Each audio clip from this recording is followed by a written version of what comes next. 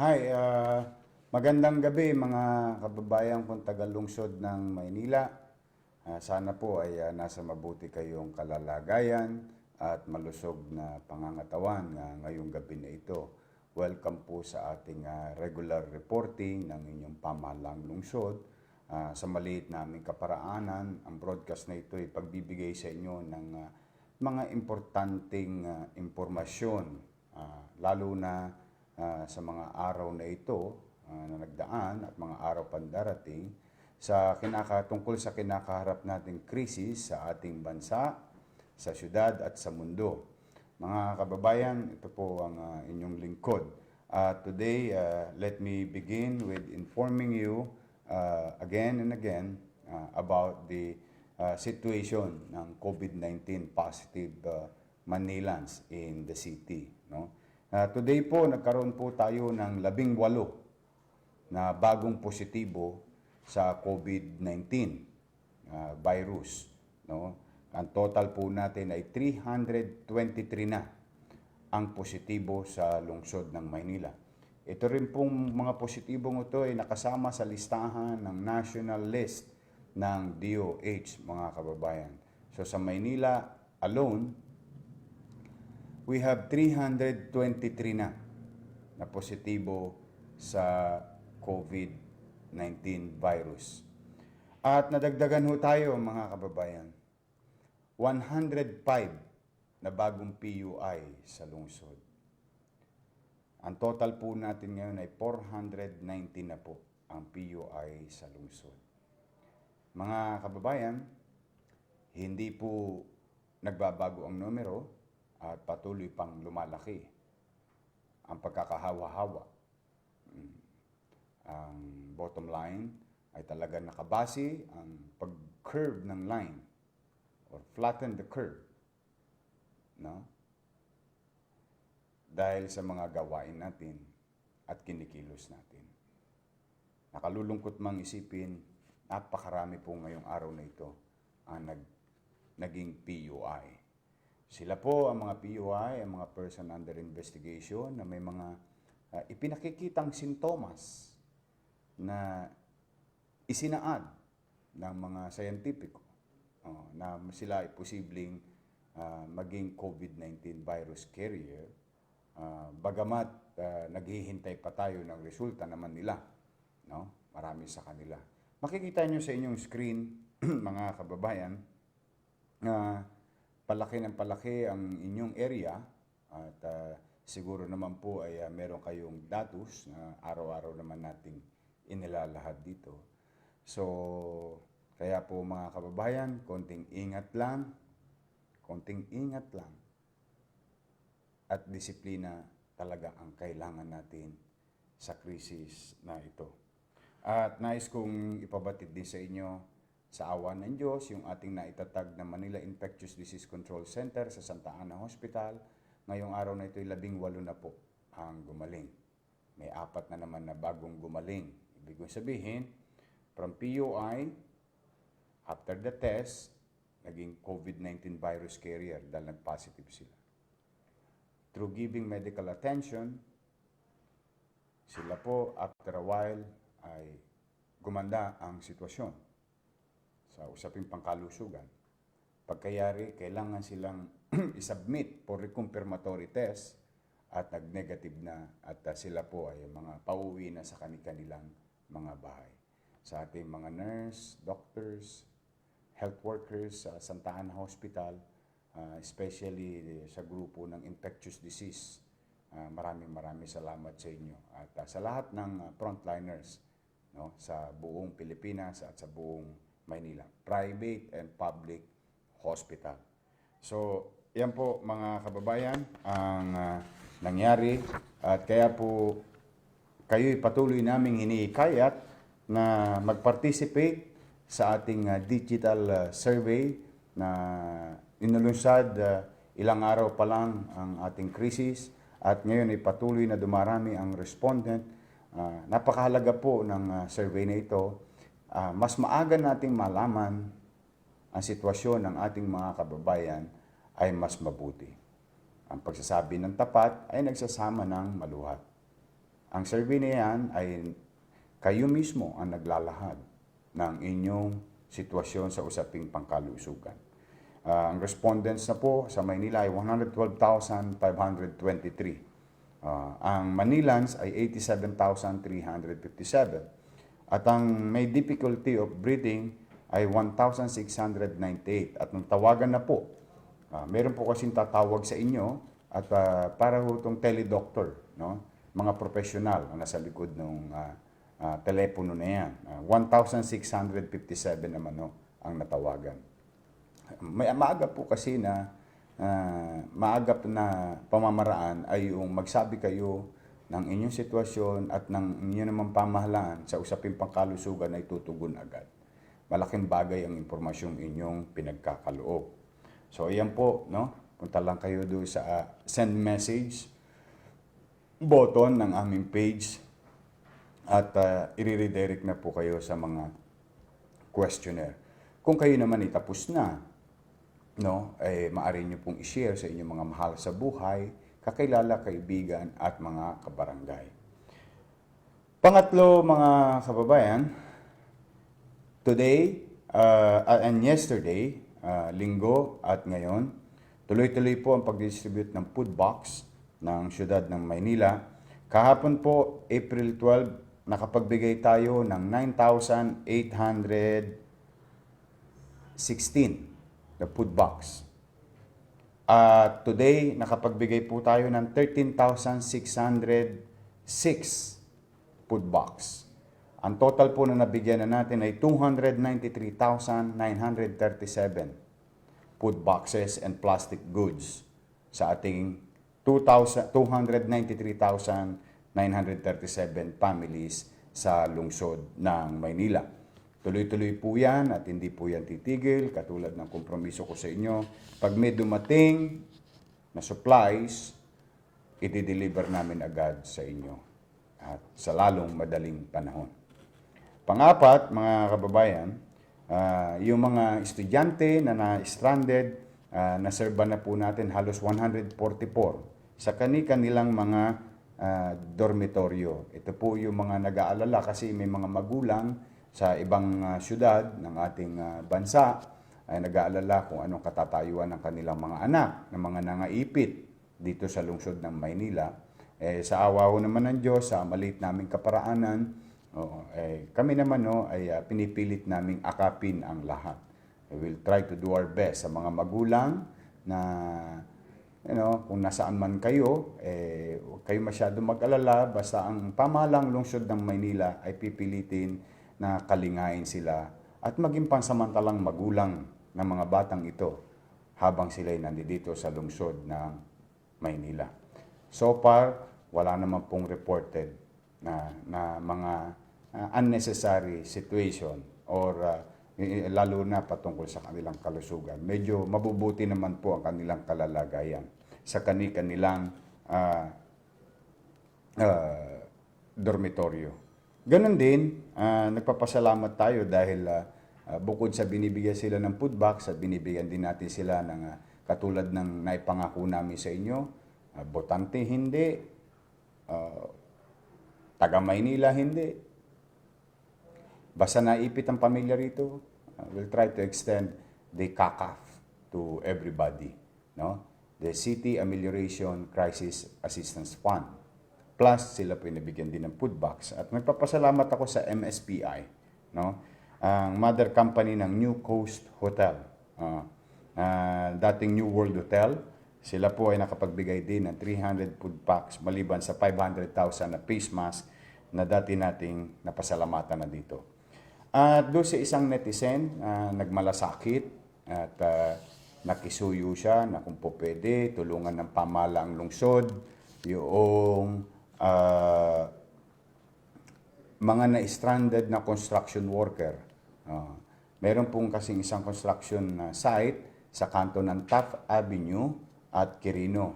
At yan po, yung mga construction worker natin na na-stranded. Naipit na rin sila sa lungsod ng Maynila.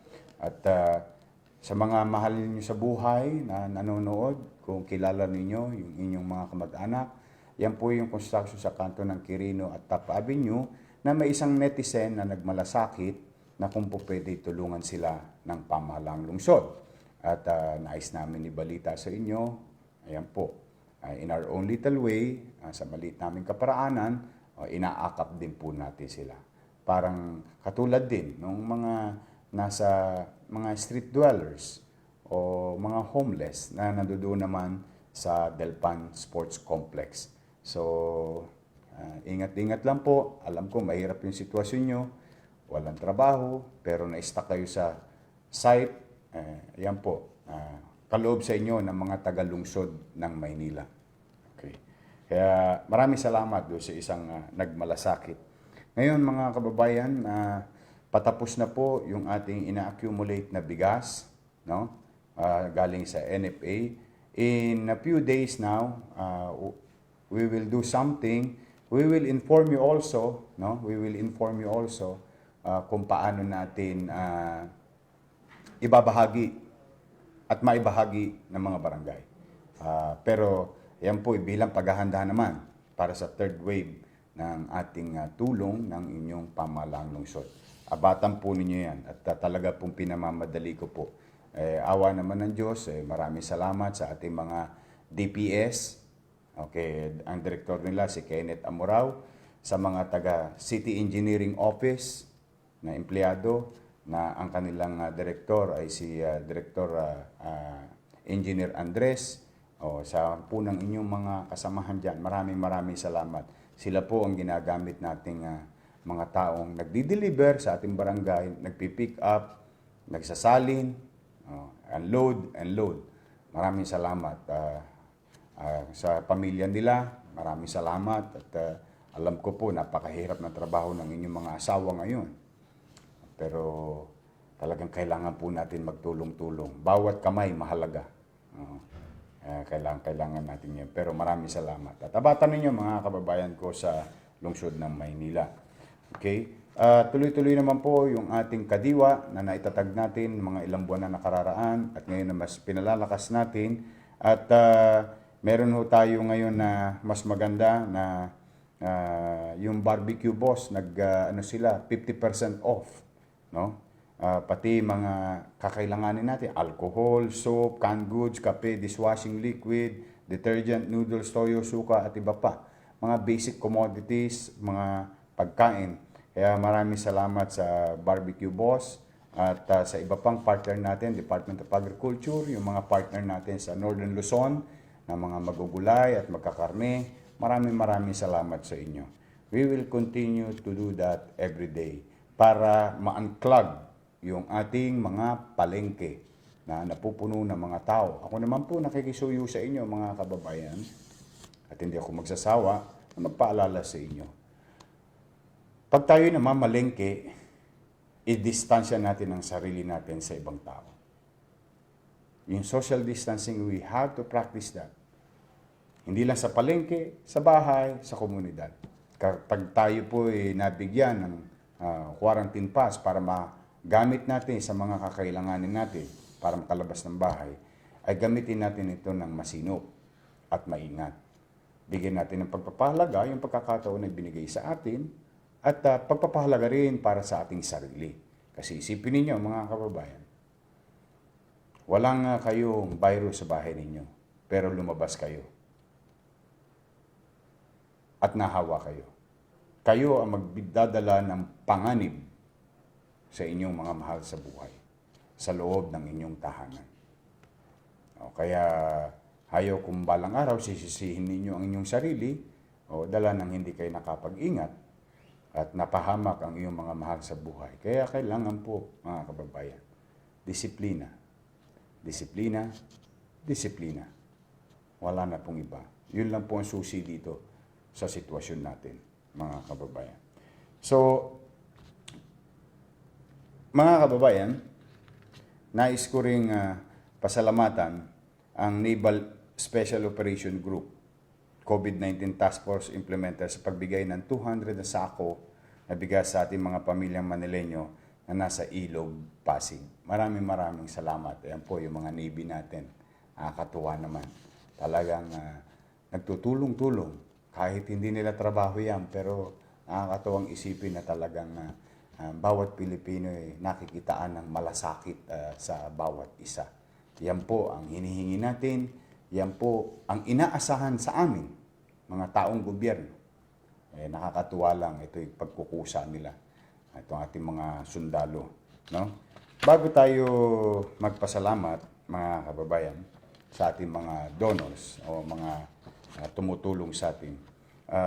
Kanina po, officially na turnover na ang Ninoy Aquino Stadium DOH Quarantine Facilities diyan po sa Mayninoy. At as we speak, meron na po tayong 3 pasyente na COVID-19 positive na inilagay at dinala dyan sa Ninoy Aquino Stadium. Maraming salamat kay Pangulong Rodrigo Roa Duterte, kay Senator Bongo, kay Speaker Alan Peter Cayetano, kay Secretary Galvez, Secretary Duque, kay Secretary Villar ng DPWH, at mga ahensya ng gobyerno na bumuo at higit sa lahat sa magmamando at mga ngalaga, ang AFP Medical Team. Maraming salamat sa inyo.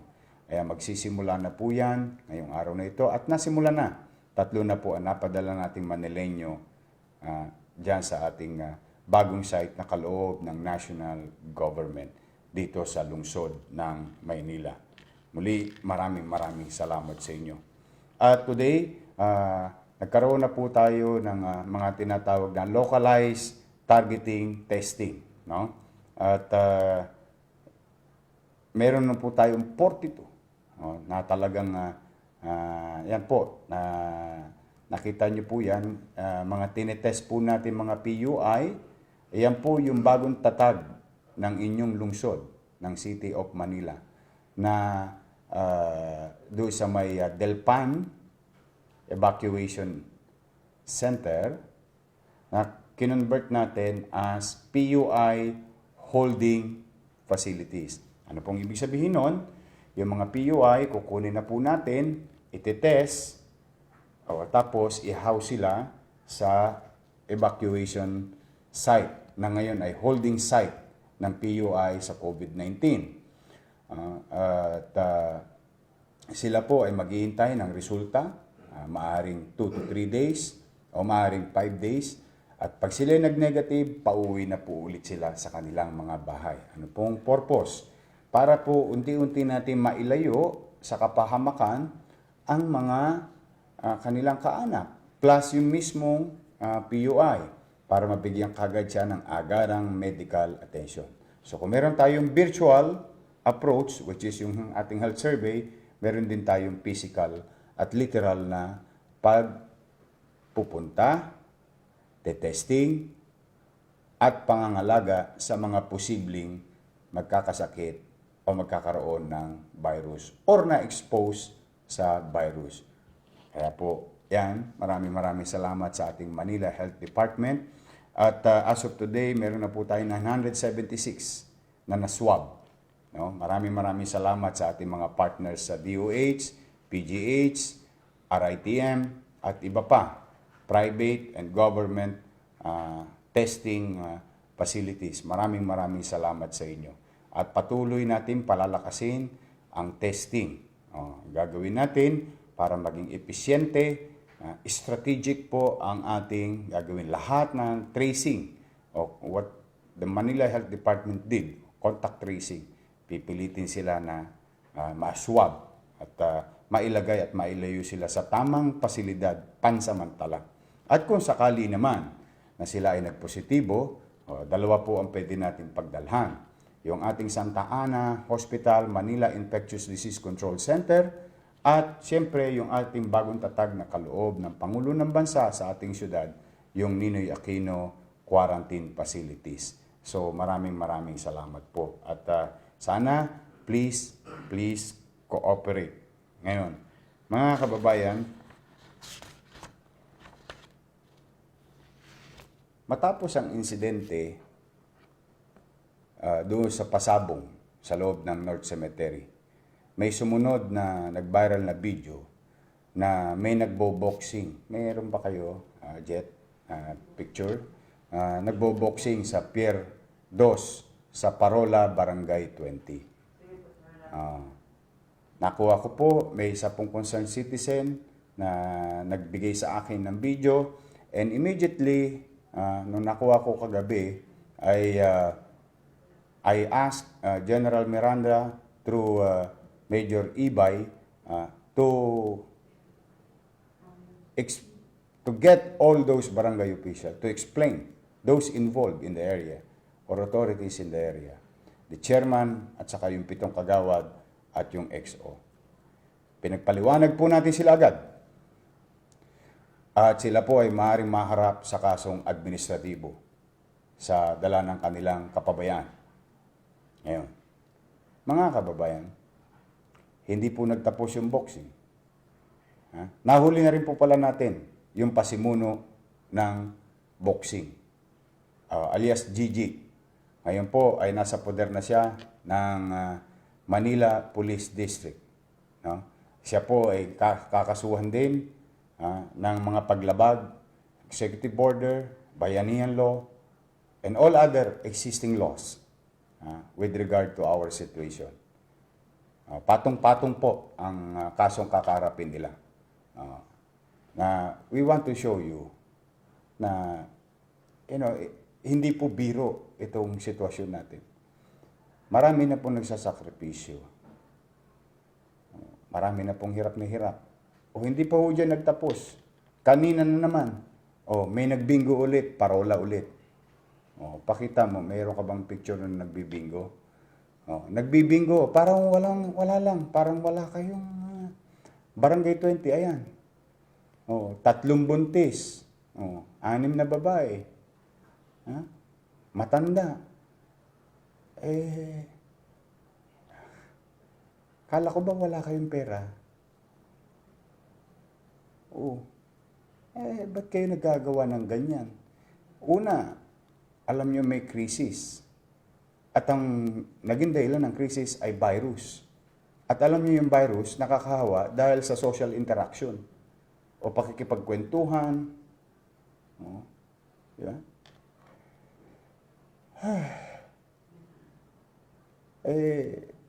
Ang pamahalaan ninyo naman, nililingon naman kayo, binibigyan kayo ng diin. Lalo pa mga mahihirap nating kababayan, yung mga nakatira dyan. Tinitingnan kayo maigi ng pamahalaan. Pero parang yung pagpapahalaga ng pamahalaan, wala rin kayong pagpapahalaga sa inyong sarili. Lahat o yan, pinapapanagot natin sa mata ng batas. We really have to, we must have certainty in the city of Manila. Mga kababayan, marami sa mga taga-Parola, Barangay 20, gusto na maghanap buhay. Marami sa mga taga-Parola gusto nang pumasok sa trabaho. At yan, hindi lang yan nararamdaman ng taga-Parola. Marami sa taga-Maynila, pagod na, inip na, bugnot na. Gusto na matapos ang krisis na ito. Marami sa atin nag-aalala. Pero marami rin sa atin na pupustrate dala ng ilan nating mga kababayan na para bang kinikipit balikat na lamang itong sitwasyong ating dinaranas. Nawawala yung paggalang natin sa kapwa. Pagmamalasakit sa isa't isa. Kailangan ba lagi kayong espesyal? Kailangan ba lagi kayong mahalaga? O mahalaga rin ang katatayuan ng inyong kapitbahay? O may halaga rin yung dinaranas at pakikiisa ng iba nating kapitbahay na higit na nakakarami sa atin? Kaya po mga kababayang, mga nanonood, umasa kayo na patuloy tayong mamamahala at papatupad natin ang tama sa lungsod ng Maynila habang kinakaharap natin ang kasalukuyang krisis patungkol sa COVID-19. Ngayon, sa mga taga-Parola, baka wala kayong ka-idea. humigit kumulang 2 dosena ang PUI sa lugar ninyo. At patuloy na lumalago ito, dala ng katatambay ninyo sa kalsada, hindi pagsunod, basketball dito, basketball doon, sabong dito, sabong doon, boxing dito, boxing doon, bingo rito, bingo roon. Bakit? May piyesta? Piyestang-piyesta. Hindi ko maintindihan. Nakiusap ako. Tinutupad naman ng gobyerno ang kanyang tungkulin. Personal parlor na kung bumaba, nakikiusap. Ano pa ba ang hinihintay nyo sa amin para kayo ay makiisa at sumunod sa panawagan ng national government at local government? Alin pa ba sa inyo ang hindi nyo nauunawaan ang aming mga doktor, ang aming mga nurse, nagkakandamatay na dahil sila na-expose sa virus. Dahil yung dedikasyon nila na marisolba agad at mabigyan ng tama at kaukulang medical services yung mga pasyenteng dumarating sa kanilang ospital. Sila mismo ay naging biktima na rin. Marami na namatay na doktor. Marami na nagkasakit na nurse. Alin pa ba ang hindi gigising sa inyong diwa na kapag patuloy niyong ginawa ang paglabag sa mga social distancing, quarantine, patuloy na mabubulunan ang ating mga ospital, at pag naubos ang ating nurse, naubos ang ating doktor, dala ng hindi tayo nagbabago ng ugali, wala na pong tutulong sa atin. Wala pong magagawa ang pera ng gobyerno. Wala pong magagawa ang sardinas. Wala pong magagawa ang karne norte, meatloaf at bigas sa problema na ito. Ang problema natin ay usaping kalusugan. Hirap na ang lahat. Ilan pa ba ang kailangan masakripisyong buhay na pulis na nangamatay na, barangay official, lahat ng frontliners sa health sectors, nakakasakit na. Ilan pa ho? Ilan pa ho ang kailangan nyo marinig bago tayo magising sa kabigatan ng ating suliraning kinakarap?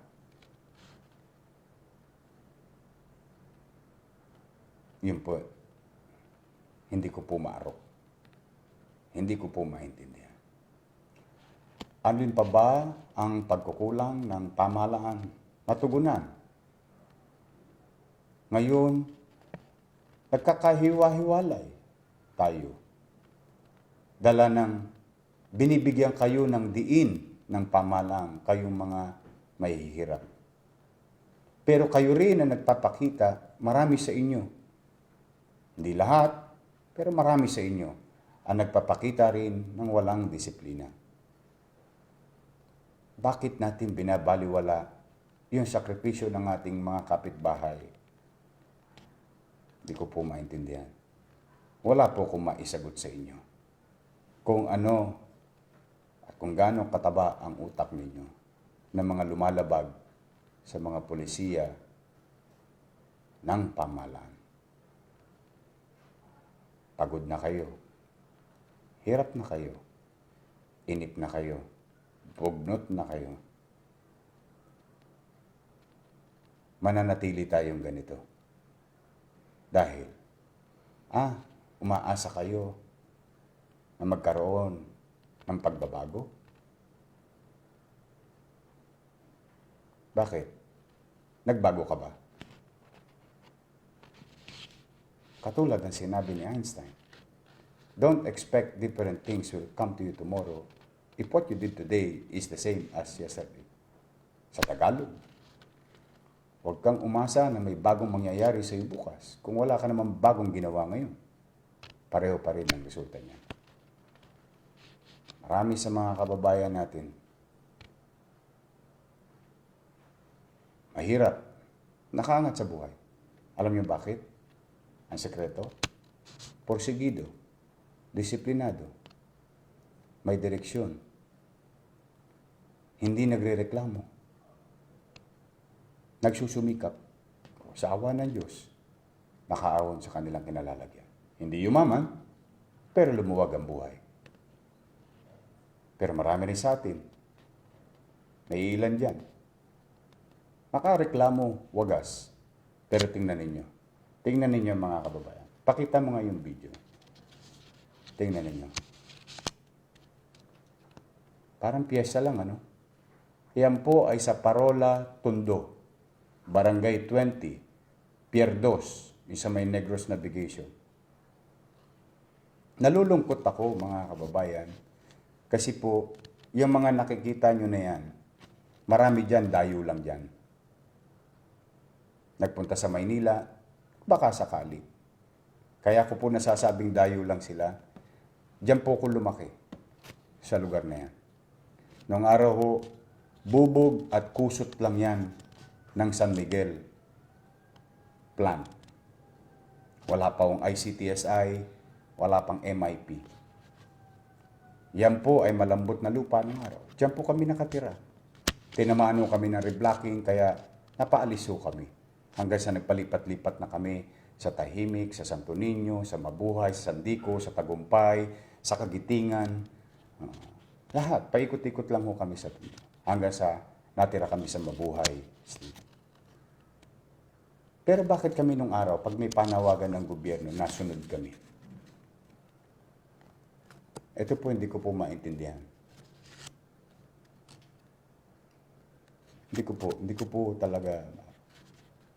At mga kababayan, sila po marami natatanggap sa pamahalaan. Alam niyo po kung bakit. Galing po ko sa hirap eh. Alam ko po yung kalagayan nila. Mahirap po maging mahirap. At lalong mahirap maging mahirap kung may krisis pa. Patong-patong mo. Kaya ako naniniwala marami sa mga taga-Parola, gusto na nilang matapos ito para makabiyahe na yung kanilang tricycle, makabiyahe na kanilang kuliglig, makapasok na sila sa pagdadrive, makapasok na sila sa pabrika, makapasok na sila sa pier, makapasok na sila sa mga mall. Marami na pong gusto magtrabaho. Marami na pong gusto magtinda, mabuhay ng normal. Pero hindi yung mangyayari ito. E tingnan po ninyo. Kayo po ang lumugar. O ang sagot ng suspect na nahuli namin, nagkatuwaan lang daw sila. Ginagawa niyong katuwaan yung sitwasyon natin. Talipandas ka pala talaga. Yeah. Ngayon, nung nahuli natin yung alias Gigi.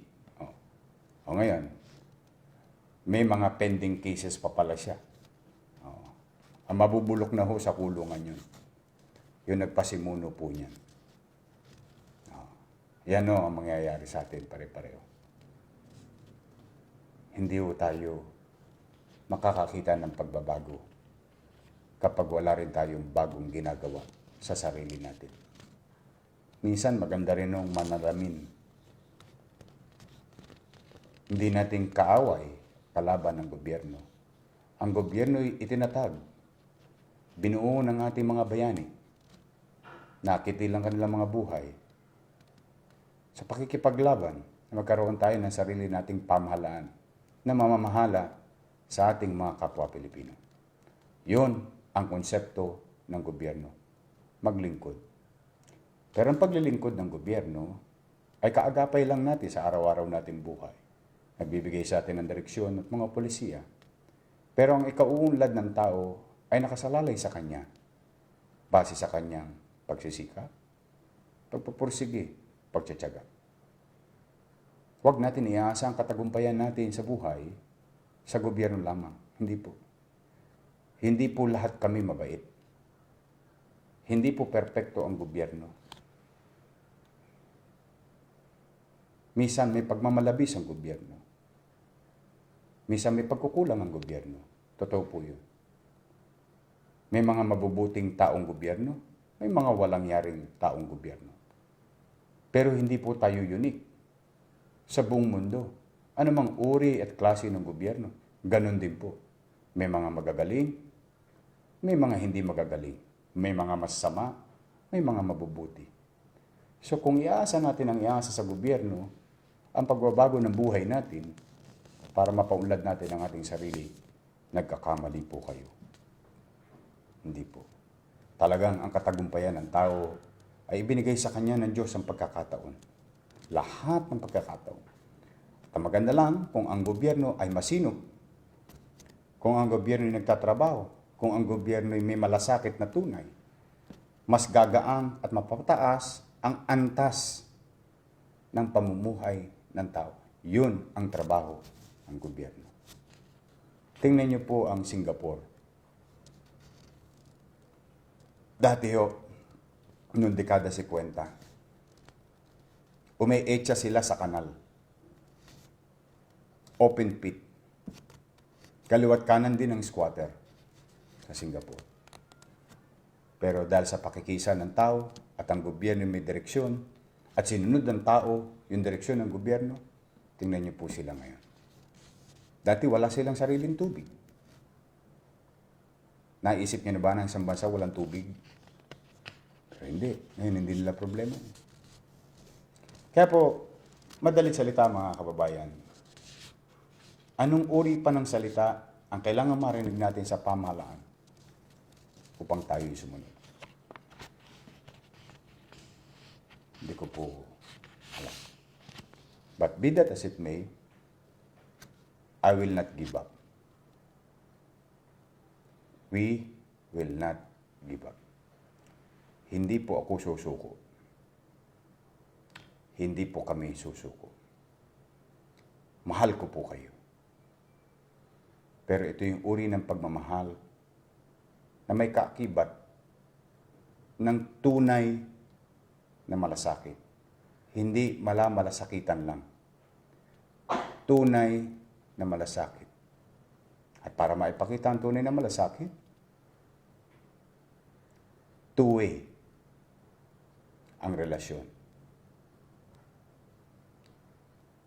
Ano naman ang mabibigay natin sa pamahalaan bilang mamamayan? Ano naman ang partisipasyon natin sa pamayanan at sa pamahalaan bilang mamamayan? Hindi po ako mapapagod. Hindi po ako magsasawa. Kahit na alam kong pagod na rin ang mga kawani ng pamahalaang lungsod, mga barangay officials, mga pulis, mga health workers. Huwag mong ipanalangin na mag-fail ang gobyerno.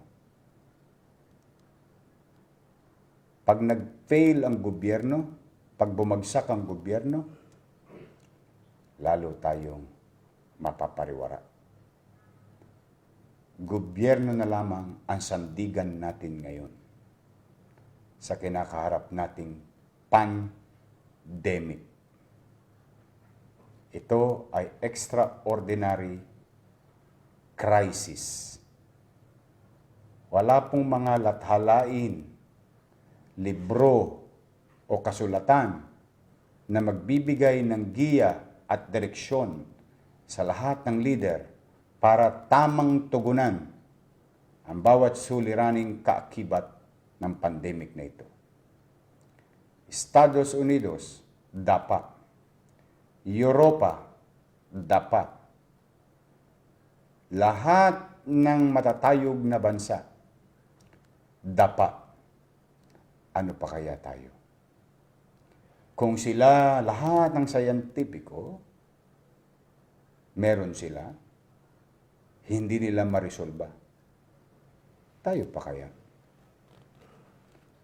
So walang presidente, vice president, secretary, senator, congressman, mayor, governor, police, o sino pa man, at tao sa gobyerno ang makakaresolba sa sitwasyon na ito hanggat hindi nagpa-participate ang tao. Kaya importante ang partisipasyon ng tao. Mahalaga dahil wala pa akong gamot. Hindi ako magsasawang magpaalala sa inyo. Hindi kami magsasawang maglingkod sa inyo. Hindi kami magsasawa na mamahala sa inyo. Tutok din namin ang aming tungkulin.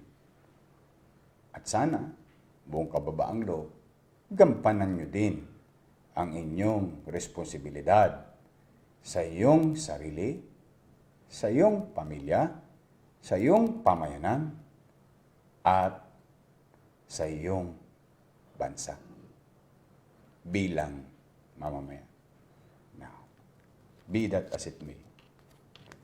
Para mapalaganap natin ang masusi at maayos na estratehiya na mabigyan ng magandang medical attention ang mga posibleng nagkasakit, mga kababayan, gusto ko pong ipalam sa inyo and those who are watching, especially in Parola, Tondo, Barangay 20. Today, I have signed Executive Order number 19 that tomorrow, Tuesday, 8 p.m. hanggang Wednesday, 8 p.m., the entire Barangay 20 Parola compound side will be total lockdown. Ulitin ko po, para hindi na kayo malito. Shutdown. Itatagalog ko po. Lahat ng mga kababayan ko, kapitbahay ko, sa Parola, Tondo side, at ang barangay number, Barangay 20. Lahat ng nasa Parola ay kansilado ang inyong quarantine pass and everything. Hindi po kayo papayagang lumabas ng bahay sa loob ng 24 oras simula bukas alas 8 ng gabi hanggang Miyerkules alas 8 ng gabi. Walang lalabas. Lahat ng mahuhuli, makikita na lumabas, we will be accosted properly. Dadalhin namin kayo sa pasilidad na kung saan kayo nababagay. Ulitin ko po. Para magbigay daan sa ating Manila Health Department na makapag-testing ng maayos, panatag, at walang karagdagang aberya, pagbibigay daan sa gawain ng pamahalaan. Ulitin ko, sa may mga kamag-anak sa Parola, Tondo, ulitin ko, no? Barangay 20. Tomorrow, 8 p.m., Tuesday, hanggang Miyerkules, 8 p.m., hindi kayo papayagang lumabas ng bahay ninyo, kina-cancel lahat ang quarantine pass ninyo. Bata, matanda, lahat ay dadakpin at ilalagay namin sa pasilidad na tama ang mga lalabag sa kautosang ito. And let this be a fair warning to any other barangays. We will do the same. Sagad na po ang gobyerno.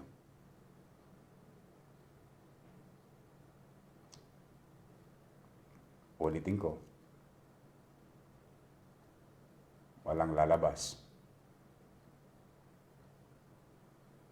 pasensyahan tayo. Pakita mo yung mapa nga, Jet. Please. Ayan po. Para sa mga walang idea kung ano po yung ating pinag-uusapan, yan po yung parola. Ganyan po. Diyan po naganap yung boxing, diyan po naganap yung bingo, at mga nagbabasketball. Ayan po. Walang makalalabas sa inyo kung nakikita nyo mapa, puro pulis po dyan. At humingi rin tayo ng tulong sa AFP. Sa pamumuno ng Manila Police District na si General Miranda is now given direction to create a plan. And this plan will be implemented. Wala kaming tatanggaping dahilan. Wala nang excuses.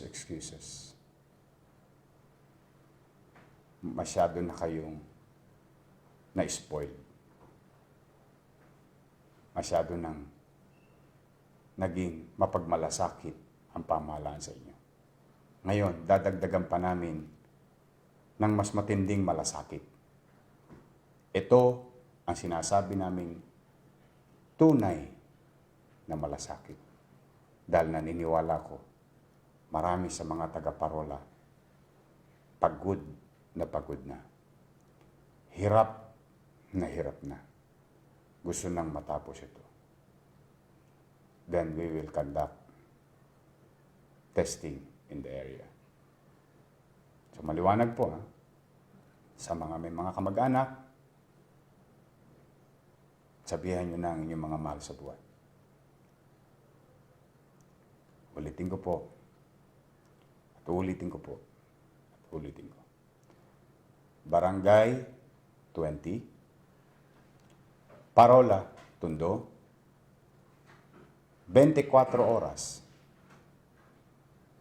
Walang papayagang lumabas. Para bigyan daan ang ating Manila Health Department na mag-testing sa area ng mga PUIs. Maraming salamat at umaasa po ako sa mga taga-parola. Lalo na yung mga naging kapitbahay ko nung araw. Nakilala niyo akong personal. Maasa ako sa pakikiisa ninyo. At alam ko ang inireklamo niyo dyan ay kung sino pa yung mga baguhan lamang, sila pa yung makukulit. Alam ko po, nakakarating po sa akin ang mensahe niyo. Ito na po yung inyong kahilingan. Dinidinig ko na po ang inyong kahilingan. So muli, sana hindi na maulit ito. At huwag kayong mag-alala sa ibang dako ng lungsod ng Maynila. Lahat na nag-violate, mananagot sa mata ng batas.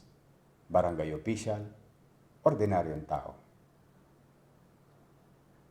Mananagot kapag lumapag sa alituntuning pinatutupad ngayong krisis na ito.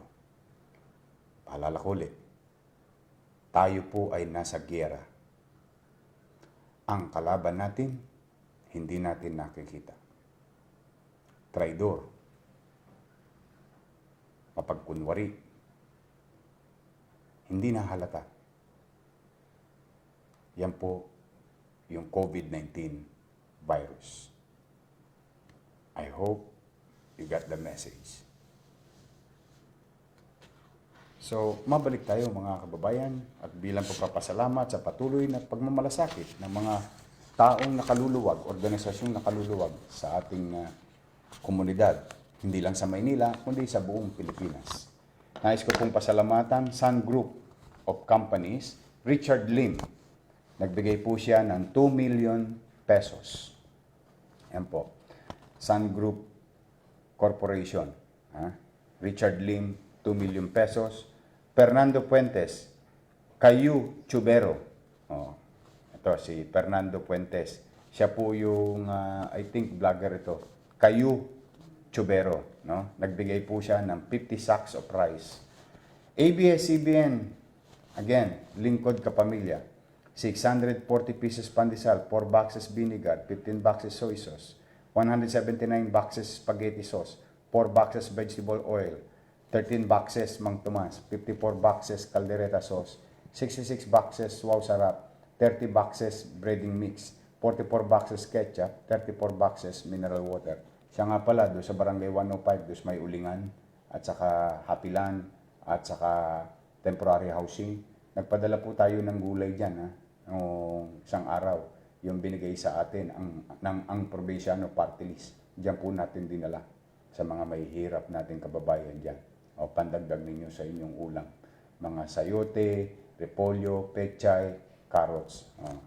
At pinadala ho natin yan sa barangay ninyo para madali na may distribute kagad sa inyong magkakapitbahay. Perilato, 30 boxes. Swiss Bell Hotel International, 50 food packs. Arcom Development Corporation, 100 sacks of rice. M&G Global Ads Incorporated, 10 pieces aerosol box. Bugsy B, 4,000 Nutribans. Francis Leo Marcos, FLM Mayaman Challenge. Ito yung yung Francis Leo Marcos. Nagbigay po siya 250 sacks of rice. Sa lahat ng tumulong at tumugon, maraming salamat sa inyo. Stanley Chong and Family, 1,000 pieces pancit canton, 1,000 canned sardines. Prutas, 100 bottles fresh buko juice. Philippine Foremost Milling Corporation, 801 pieces bread loaf. Cosmo Hotel, 100 sacks of rice. Liberty Food Mart, 2,500 pieces raisin bun, 4,000 pieces buns. SDM Joy Enterprise, various vegetables. Jollibee, 1,000 meals, 5,000 trays of fresh eggs. Thank you, Jollibee. Yan Yan International Philippines Incorporated, 500 cases juice drink, 500 pieces Yan Yan buttermilk, loaf, 20 bundles yum shots, 30 bundles garlic and chili corn. Wow. Okay to. The accountant page. Freddy Ligarto, 500 pesos. Joshua Umalo, 500 pesos. Earl Sophia Angelica Nerilyn Michael, 700 pesos. Merge Emerstein Sebastian, 1,000 pesos. Gerald Taginog, 1,000 pesos. Theo Derek Malandak, 1,500. Anonymous, 1,800. Janjan Ardeles, 2,500. Bilardo Accounting Tutorials, 10,000 pesos. Manila Association of Public Secondary School Administration, o MAPSA, no? And Senior High School Assistance Principal, 4,500 pesos. Nakakatuwa naman kayo? 45,000, sorry. 45,000 pesos. Thank you very much, nakakatuwa naman kayo. Chairman Dick Ching. Ito, taga Binondo to. Barangay 290. 50,000 pesos. Thank you very much, Chairman Ching. Sa pamilya mo. Kaawaan sana kayo ng Diyos. Bahala na sa mga donors, tumutulong. Wala pong malaki, wala pong maliit. Ang pagtulong sa kapwa, ang hinihintay sa atin ng Panginoon Diyos. Ang pagmamahal sa ating kapwa. So maraming salamat, Chairman Dick Ching. So mga kababayan, nais ko ring i-share sa inyo bago tayo matapos. Kinakamusta po kayo, mga taga-lungsod ng Maynila? Kinakamusta po kayo ni Cardinal Tagle? Nag-text po si Cardinal Tagle. Nasa Roma po siya. Italy. Sa mga taga-lungsod ng Maynila, isasama daw po niya tayo sa kanyang pagdarasal. Yan po ang sinabi ng ating dating kardinal dito sa lungsod ng Maynila, na ngayon ay may isang mabigat na responsibilidad na binigay sa kanya na pagkakataon ng Santo Papa. Kay Cardinal Tagle, maraming salamat po. Mag-iingat din po kayo dyan sa Roma. Mas mahirap ang sitwasyon nyo dyan. Pero yung kami maalala ninyo kahit na kayo'y nasa malayong lugar. Maraming salamat, Cardinal. At sana ipanalangin nyo rin ng iba naming kababayan na maliwanagan ng kaisipan, na seryosohin ang COVID-19 virus at ang krisis na ito. Muli po, mag-ingat po kayo, Cardinal Tagle. Maraming salamat po.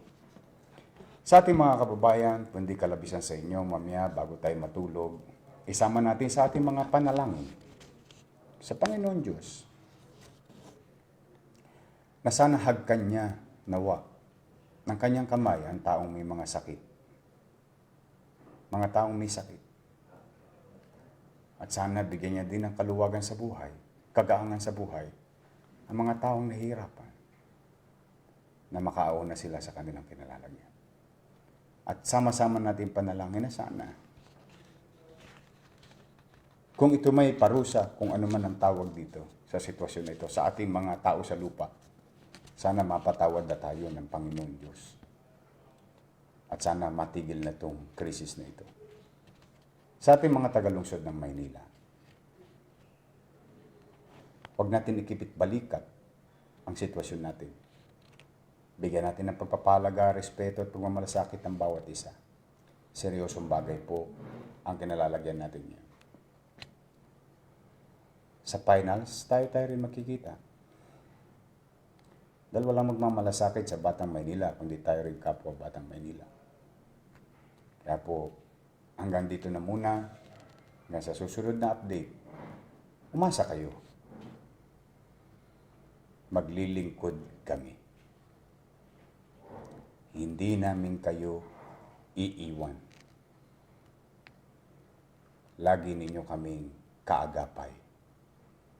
Kasama sa krisis na kinakaharap nating lahat.